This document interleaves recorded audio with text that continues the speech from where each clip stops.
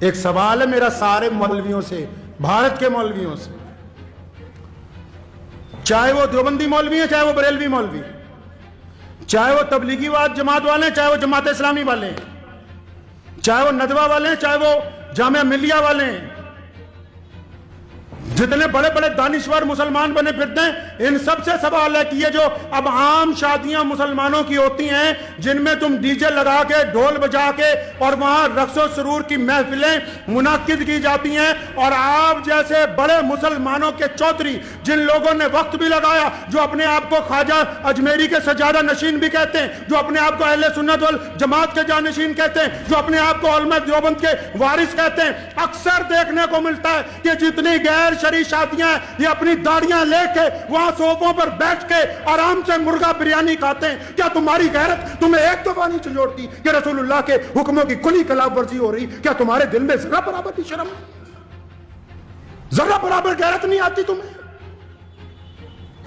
کہا مفتی صاحب نے، کہنے لگے میں گیا لڑکی کو پوچھا کہ تمہیں فلاں کے ساتھ نکاح میں دے دیا، یہ گواہ کھڑے ہیں، یہ وکیل کھڑا ہے، تجھے قبول ہے؟ لڑکی بولتی نہیں۔ فرمایا 3 دفعہ پوچھا، لڑکی بولتی نہیں، تو سارے مفتی مل کے کیا کہتے ہیں کہ اگر بولتی نہیں ہے تو اس کا مطلب رضامند ہے، دستخط کراؤ نکاح ہو گیا۔ کیا ہے جی؟ رضامند ہے۔ شریعت نے کہا کہ اگر وہ شرم کی وجہ سے نہیں بولتی تو رضامند ہے، اور اگر رضامند نہ ہوتی تو بغاوت کرتی۔ تو میں ان سے پوچھتا ہوں، تمام لوگوں سے، سارے دینداروں سے، کہ تم جن مجلسوں میں اب جا کے بیٹھتے ہو جہاں گانے چل رہے ہیں، سامنے ڈی جے لگا ہوا ہے، ڈھول بجا کے بارات آ رہی ہے، تمہارے چہرے پہ ناگواری بھی نہیں ہے، تو اس کا مطلب تم رضامند ہو ان کے ساتھ۔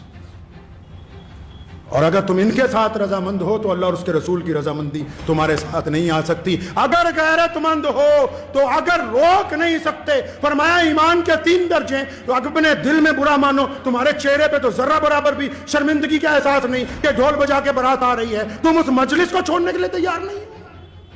ان چودھریوں کی وجہ سے یہ چندہ نہیں دیں گے، کیا ان کے پل پر مسجدیں اور مدرسے چل رہے ہیں؟ جو گنڈا کرتی ہے اسلام کے نام پر شادیوں میں کرتے ہو، تم ان سے ڈرتے ہو؟ رزق کا وعدہ اللہ نے کیا ہے، انہوں نے نہیں کر رکھا۔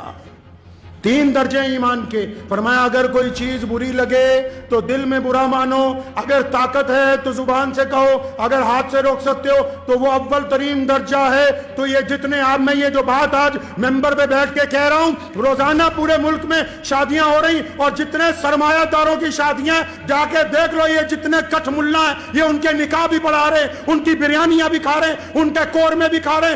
اگر تم قوم کی نگہبانی نہیں کرو گے تو یاد رکھو تمہاری حیثیت گڈریے کی ہے۔ اگر ایک بھی کوئی ریوڑ میں سے کوئی چیز ضائع ہو گئی تو گڈریے کو مالک پوچھتا ہے، اللہ تعالیٰ نے ان کو چھوڑ دینا ہے، تمہارا گریبان پکڑ لینا ہے۔ کوئی ضرورت نہیں ایسا نکاح پڑھانے کی جہاں ڈھول بجتے ہوں، کوئی ضرورت نہیں ایسے شادی کے اندر جانے کی جنہوں نے ڈی جے لگا کے رکھے ہوں، جو ناچ کے ڈھول بجا کے آ رہے ہوں، ان کے ساتھ شہر کا قاضی چل رہا ہو۔ شرم کے ڈوب مرنے کا مقام ہے ان لوگوں کے لیے۔ اتنی بھی غیرت زندہ نہیں رہی، اتنی بھی شرم و حیا زندہ نہیں رہی۔ کس بات کی دولت ہے؟ یہ یاد رکھو، دین محمد الرسول اللہ کا ہے۔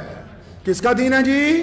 محمد الرسول اللہ کا دین ہے، اور یہ دین قیامت تک زندہ رہے گا۔ یہ کسی سرمایہ دار کا دین نہیں ہے، یہ کسی بہت بڑے چودھری کا دین نہیں ہے۔ دنیا کی کوئی طاقت اس دین کو سرنگو نہیں کر سکتی۔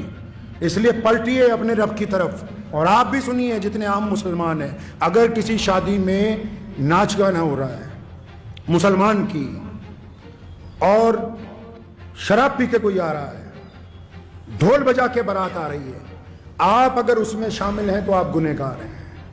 میں فتوے نہیں اکثر دیتا، لیکن یہ مسئلہ آپ کو اس لیے بتا رہا ہوں کہ رسول اللہ صلی اللہ علیہ وسلم کو یہ بات پسند نہیں ہے۔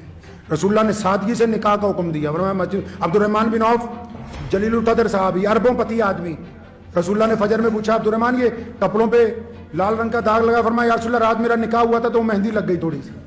کچھ نہیں کہا رسول اللہ نے کہ ہمیں نہیں بلایا، فلاں کو نہیں بلایا، تو رسموں میں پڑ گئے جی فلاں بھائی کو لے آؤ، فلاں چاچے کو لے آؤ، ماسڑ کو لے آؤ، یہ لے آؤ وہ لے آؤ۔ اور یہ جو چھپ چھپ کے تمہاری اولادیں زنا کر رہی ہیں، کبھی ان کی طرف بھی دیکھو، ان کی طرف بھی دیکھو، خدا کے واسطے ان تمام رسموں کو چھوڑ دیجئے، اور اس جذبے کے ساتھ چھوڑنا کہ ہم مسلمان ہیں، انشاءاللہ تعالی ہم اس غلط کام میں ساتھ نہیں دیں گے، کریں گے انشاءاللہ۔